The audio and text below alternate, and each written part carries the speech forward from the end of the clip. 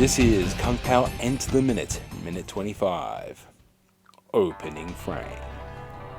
Master Payne completing the rest of the setup of this joke. Bungee cord. The audience seemingly not impressed with his delivery. After a moment's pause, Master Payne continues. My ass. Before leading off with a laugh as the mayor dutifully follows along, everyone else following suit, possibly for the sake of their toes. With a quick shout of "Enough!" Master Payne cuts off the laughter, the chosen one still seemingly extremely agitated by this display. Master Payne, already standing up, somehow manages to stand back up again and begins pacing around the room, informing everyone assembled before him that From this day forward, you will all refer to me by the name Betty. before creepily laughing to himself. A reaction of the member of the crowd reflects the confusion shared by the audience. The one dissenting voice is heard as a still disguised the chosen one sassily says, But isn't Betty a woman's name? Master Payne's reaction to this is to rip off his shirt, exposing those delightfully pointy things, and his triangles. The mayor steps in, which must have been painful, to calm the situation down, Easy, easy. We don't want to lose any more toes here. before explaining, You'll all have to excuse Master Payne. Betty, it's 12 o'clock, and time for his nap. it's honestly nice that the mayor corrects himself on Betty's preferred name and seeks to affirm it from this moment on.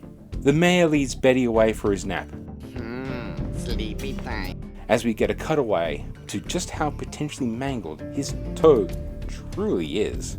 We cut back to an outdoor shot of the temple, as we hear the chosen one start to explain the next part of his plan. I must find if I too possess this special skill. As we get to the closing frame of the chosen one starting to be surrounded by several guys with similar pole to Betty's group.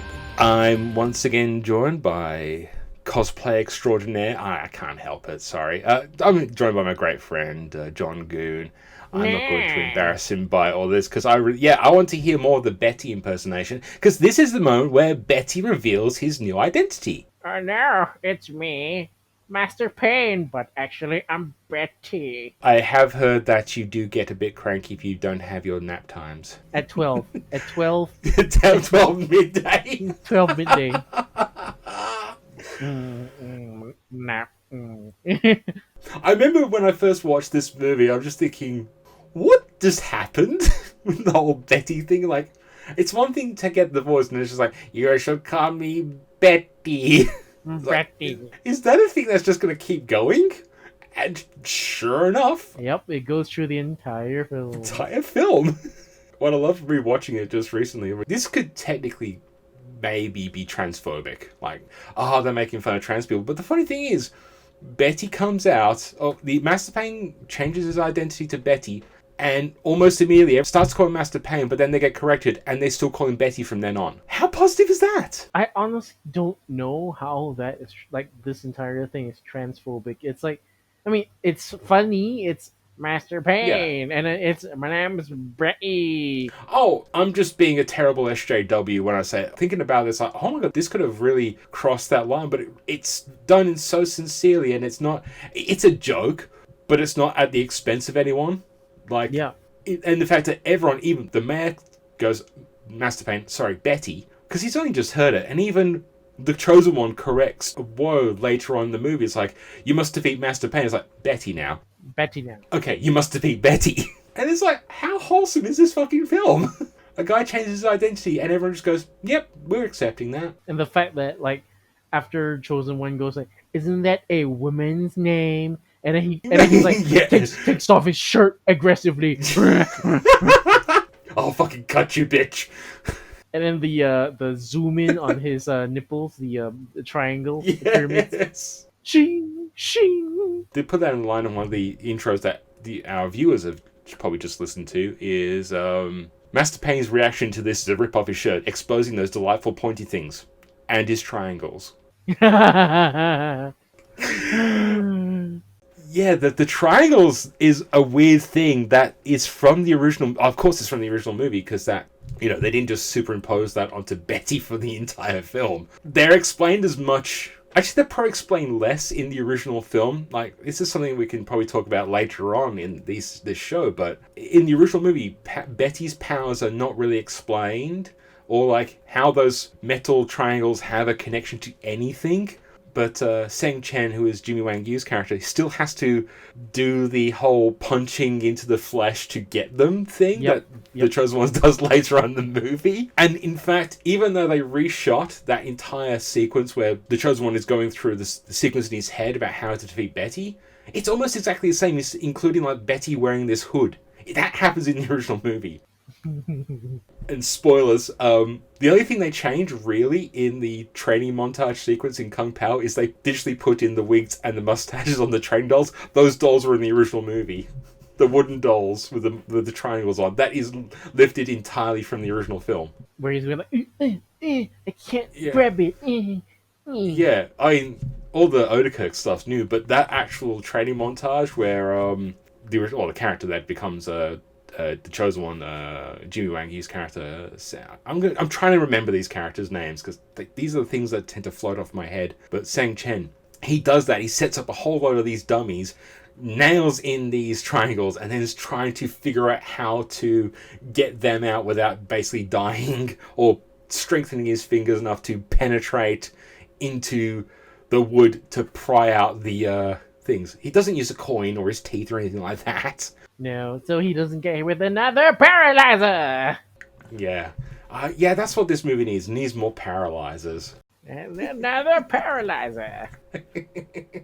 I might have to get you back on when we get to the fight scene at the end. Because that's full of great Betty footage. No, I want to be there for get me back in for when the pyramids come back, and then like the French. Our masters, and then he's like, huh? The power up.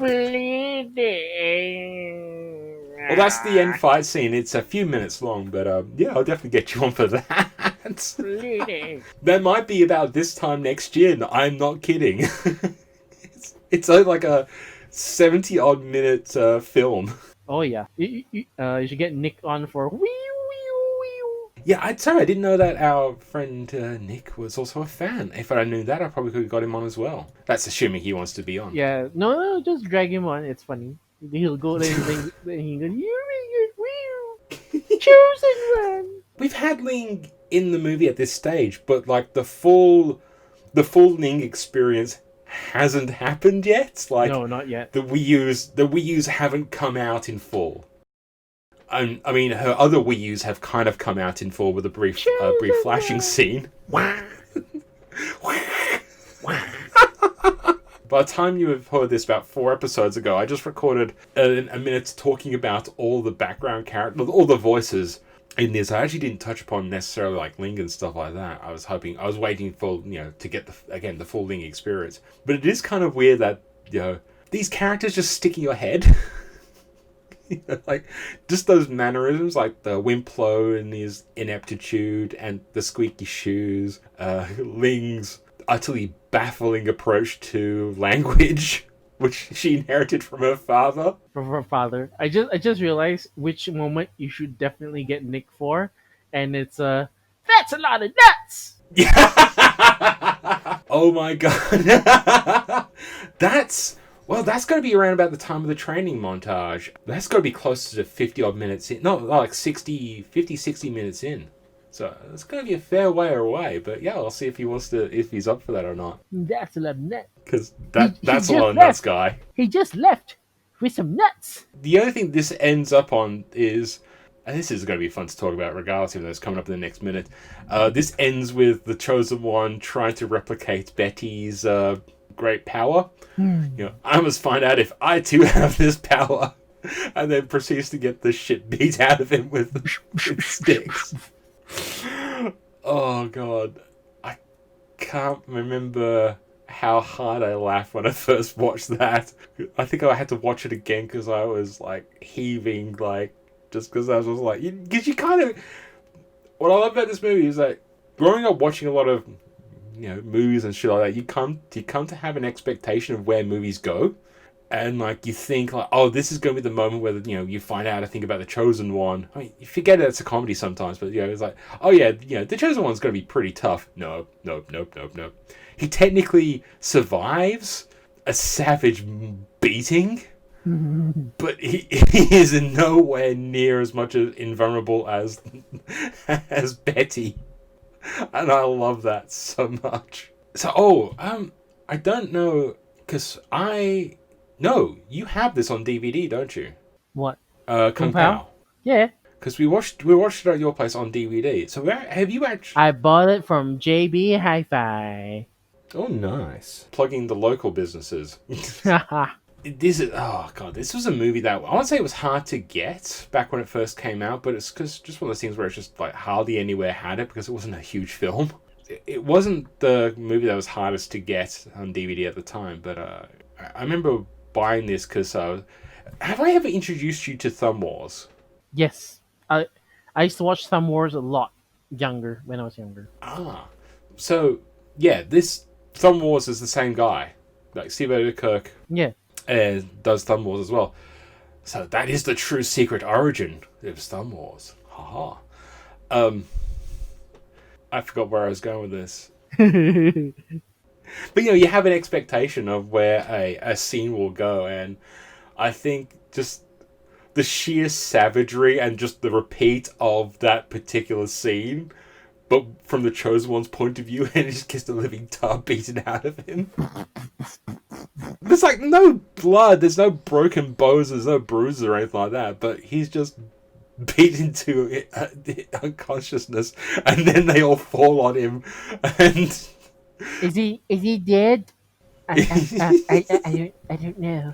I know what I was going to say is, so in the DVD commentary, pilfering as much as I can, because it's good stuff, but they also got the What Are They Really Saying tracks, and I'm curious if you've actually ever gone through that and listened to them. I have, but I don't remember off the top of my head. Because the last minute, there was like no English dialogue, and that's the other thing, there's no English dialogue they've not redubbed that, unless...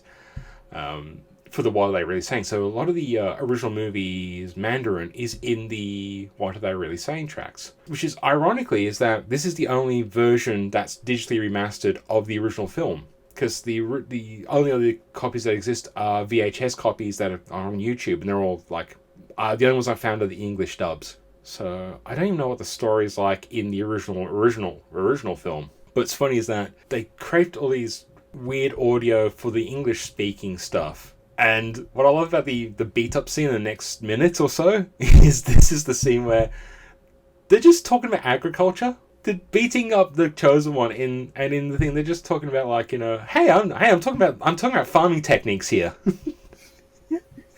The levels of absurdity in this film are beyond anything I can think of. I am also vastly running out of things to say, but that's also been the crux I've had to bear with this entire project.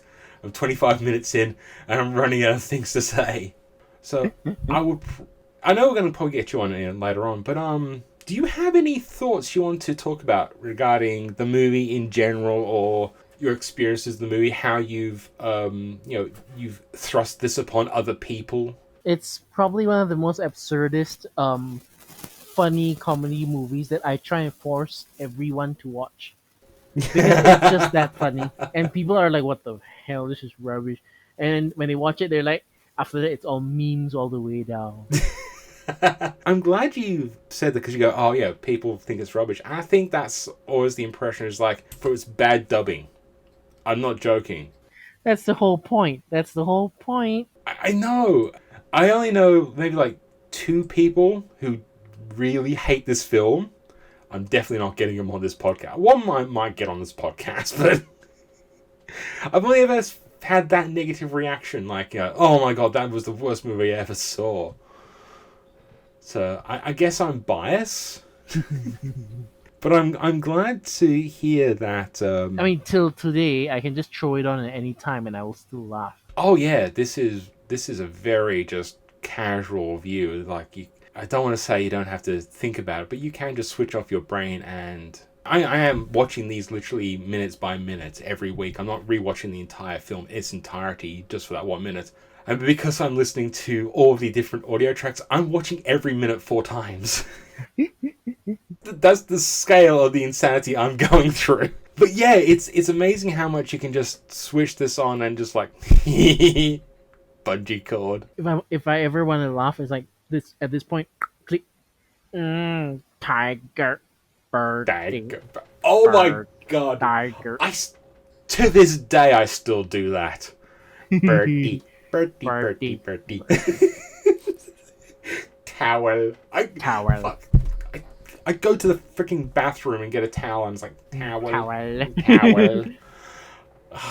This movie has been in my brain for 18 odd years and it refuses to move away. Maybe this is part of this exercise, the exorcism of Kung Pao out of my brain. When I went to the zoo with my friends like a few years back, because like we were into this anime called Kemono Friends. It was like one of the Okay. biggest hits in Japan, and it's all about like animals that got turned into cute girls and stuff like that. So we actually went to the zoo and tried to like find the same animals that from the show, and then like we found the wow. tiger, and then like the whole time I was like Tiger. tiger, and like Tiger. and then when I went to the bird park with Felix, James Felix, Yeah. we were like, yes, birdie. Birdie. I really don't know if he was amused or not. He was. Bird. I must admit, part of me is just like, I should pull out the call to everyone I know and see if they want to be on Kung Pao. And part of me is just thinking, do people really want to be known to be associated with this film? Like, I'm a huge fan of Kung Pao. Feels like that's going to lose some social credibility. I've said this before in some of the other episodes. I would kill to get a special edition of this film and be able to give Steve Odekirk the money, not only just to upscale everything and tweak all the special effects, but to fix some of the really bad special effects, especially now with the modern day deep fake technology. Could you imagine some of the digital head replacement you could do? Deep faking Kung Pao. Oh yeah, I mean, the one shot, it was literally minute 21. I spent most of that episode talking about how much I hate the special effect where the one player first confronts the Chosen One, and it's just this really badly digitally replaced head on Jimmy Wang Yu as he stands up, and the Chosen One's face is just kind of static and has this weird expression on his face, and he just looks so bad. I literally took that entire segment, 2 seconds of thing, and slowed it down and panned it on my YouTube video. I just panned it across the entire time I was talking about how shit that special effect is. Yeah. And it gets closer and closer as the thing goes on, as it zooms in more and more into that really badly overdone face, like with the colours off, the look of Odekirk is off, and all sorts of stuff like that. So the super jank. Oh yeah, I probably wouldn't fix any other thing in this entire film except for that one special effect. I would love to see this movie in a theater full of fans, like Rocky Horror the shit out of this, or everyone is just like screaming and yelling at shit at the screen as things happen. It would be a dream to get a room full of people to experience this movie. The thing is I don't know if you could rent an entire cinema in Perth just to watch this. There are some smaller cinemas, like Pal Cinema is maybe 100 people. Because that be like if you put the word out and try and get people to come in to watch Kung Pao on screen. I'm fully expecting you to share all your minutes with everyone because I need my subscriber count to go above 36. I don't think I'm going to sell out a cinema if I got 36 subscribers. I'll share it as best I can because try and get Nick on as well. Like I said, for the nuts. Well, let's get a bit of a popularity before we get the superstar Nick on. So. Another internationally renowned cosplayer that I know. I'm sure he's been featured somewhere because didn't his Tony Stark thing blow up a bit? Yep. Because he even ended up at the premiere for Avengers in Singapore and got to meet Karen Gillian and all the rest. Nice. We'll have to get him on to talk about his starstruck experience. Like, did you ever meet... So, Nick, did you ever meet Steve Odekirk? I mean, the only thing I can say is I got to meet Paul Feig and Melissa McCarthy. But that's about it. Yeah, but I don't talk about that movie. No. Incoherent screaming for 90 minutes. No, I don't hate that film. Not that much of a neckbeard. No, I have other movies I hate that turn up on podcasts, mostly when me and Connor start talking about Alex Kurtzman and J.J. Abrams. Jijibrams. So one of the things that always pops up in because 60 Minutes to Comply is a minute by minute about RoboCop, and we do talk a lot about RoboCop, but almost always now Star Trek and Transformers always pop up. You can see the two things that like both of us are kind of fanatical about in varying degrees. Oh yeah. So I think that's going to be about it. It's been an absolute pleasure to have you on, and I'll definitely have to get you back for some more Betty minutes. I'm Britney. I'll try and fill up the description with ways you can find this person's glorious work. But yeah, check out Jon's work. Oh yeah, I'll post Instagram and all sorts, because you've got stuff out there. You've got DeviantArt and all sorts, I'm sure. I mean, it's probably not been updated since, like, you know, when DeviantArt was popular back in the mid 2000s. Oh Christ, I forgot my DeviantArt. The only reason I'm thinking about that because I've been going through my recycling stuff. I found some like old COS cards and such. Like, oh yeah, these are a thing. Those were a thing.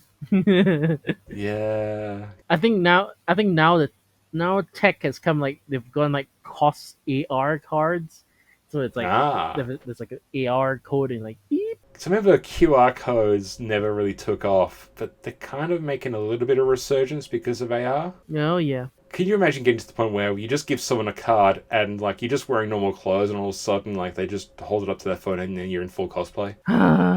That would be amazing. You just don't have to put in the effort, but you can say, haha, I was there in costume. I was cosplaying as Ready Player One. I just put on a pair of shitty VR goggle. What you call them? The Gear VRs from Nokia. I've still got a couple of them. I was gonna knock into some cheap, shitty Ready Player Ones, and actually I decided to make an actual costume. I mean, you just gotta get some like cheap, really cheap like gloves and like, oh, these are the power gloves from the movie. I'm in the Oasis. I mean, I watched it. I still like it for I summon the form of Gundam. It's a great popcorn, turn your head off flick. Problem with Ready Player One is that the story is trying to tell you it's about something, but it really isn't. No, yeah. I mean, I literally only watched the movie for cameos and like, and spent most of the time. Oh my god, it's that character. Oh, it's that character. Oh my god, it's DeLorean, and like yeah. It is the perfect like meme film for just, oh yeah, there's a reference. And like the whole point of me watching the movie was just for at the end. Oh my god, Mecha Godzilla versus Gundam. The Mecha Godzilla was kind of cool. And the original, that's the original Godzilla track. I'm leaving all this in. Thank you very much. And I'll see you around. Unfortunately, that's where we have to leave off with Mr. Jon Goon. Brilliant costumer, prop maker, all-round sweetest, loveliest person on the planet. And I'm not just saying that because he guest starred on this dumbass show. I hope to get him back at some point in the near future, but we'll see. Clear skies, Mr. Goon. So let's talk about the audio commentary. We're going to continue on from the last minute with Steve continuing on from discussing the writing recording process. That's a lot of continuing. So we would put a piece of footage up. I'd grab a mic. I didn't even know I was going to end up doing all the voices. Everybody just got attached to the characters. Right. And I would just start riffing these lines. And this whole bit right here, I think, was just me filling his mouth with something. Yeah, watching picture, and we're not doing any edits. And What's you the just difference between an owl and a bungee cord? Long pause. Yeah. My ass. Further on in the minute, Steve and Paul start to discuss Betty's triangles. This is potential spoilers if you have, for some absurd reason, not seen the film. And those caps are great. I mean, you know, what we did is... We didn't even understand them. The original movie doesn't even describe it. They're not explained in the original film. And I made a little bit more out of it. As you know, it turns into an alien spacecraft at the end and all of this. And we have a lot of subtext with those pyramids. And I really just love that element. What are they really saying? So there's only 2 pieces of English dialogue in this minute. The first one, honestly, isn't that particularly funny. So here's the beginning of the piece at the end. I'm fine. A biped. Let's face it, we all know this is going to be the audiobook choice. If you've listened to 25 minutes, this ridiculous thing I've put together. Yeah, why am I delaying this? My ass. Enough. That is about it. Once again, thanks hugely, just massively big props to Jon Goon for coming on this stupid thing of mine. Well appreciated, well loved. My thoughts and wishes goes to all my friends in Malaysia who are currently on yet another lockdown in this hell year. For the audio version of this podcast, go check out Simplecast, Apple, Google, Spotify, and numerous others. For the video version of this podcast, go check out YouTube. Just Google Kung Pao into the minute. I'm sure you'll find it. If you can't find it, just Google Kung Pao into the minute of Fanboy and or Fanboy Crossing. Or just Google Fanboy Crossing. We're just over 100 videos on that channel, so there's plenty of shit to see of all different sorts and calibers. Video essays, talking about shitty games, talking about Spider-Man games, talking about Spider-Man shitty games, talking about Spider-Man good games, some vlogs, we're talking about some movies, and of course this and some of my other short films. Go check that out. Like, share, comment, subscribe, all that stuff. I have Patreon and Ko-Fi, not that anyone's giving me any money. 25 episodes in and no, bank account is still 0. No big. I hope you enjoyed this and please share this along. Hopefully this gives someone out there some little enjoyment in this absolute catastrophe of a time in 2020. More importantly, take care of yourselves and I'll see you later.